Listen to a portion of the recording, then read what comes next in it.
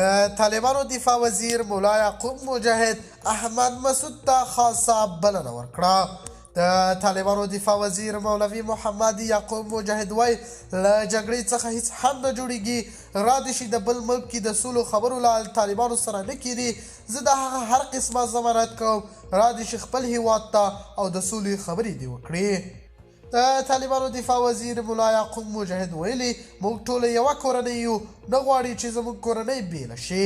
هغه ویلي له جګړې څخه هیڅ نه جوړیږي او افغان ولس هم ډېر کړیږي. زه احمد مسعود ته خاص هرکلی کوم چې را دې شي خپل هیواد ته او جګړې ته دې د پای ټکی کېږدي او له طالبانو سره دې سوله وکړي. د باور ټي وي چینل درنو لیدونکو سلام، ستړي مشئ، وخت مو بخیر. هیله لرم چې جوړ او روغ به په سر کې یادونه کوم که باور ټي وي چینل مو نه وي سبسکرایب کړی په درنښت سره باور ټي وي چینل سبسکرایب کړئ.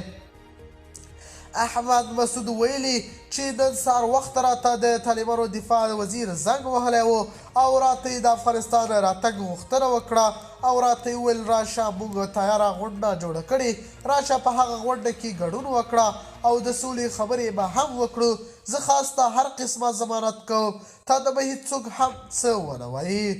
د طالبانو دفاع وزیر مولا یعقوب مجاهد راته دا هم ویل چې افغان ولس ډېر کړېدلی دی، راشه چې په افغانستان کې کوم وغواړې زه به یې درکړم. خو افغان ولس نور مه کړوه، د جګړې نور ستړی شوی دی او افغان ځوانان مه هڅوه نور جګړې ته. احمد مسعود ویلي د طالبانو دفاع وزیر مې دغه تعبیر په حقیقت هم بدل شو او یو څه فکر مې د طالبانو دفاع وزیر بدل کړو. غواړم چې خپل هیواد ته درسور شم او د سولې خبرې په خپل هیواد کې له خپلو ورونو سره وکړم. د باور ټي وي چینل درنو لیدونکو دا و زموږ ته دې مهال چمتو کړی خبر. د الله په امان تر بیا ښې چارې.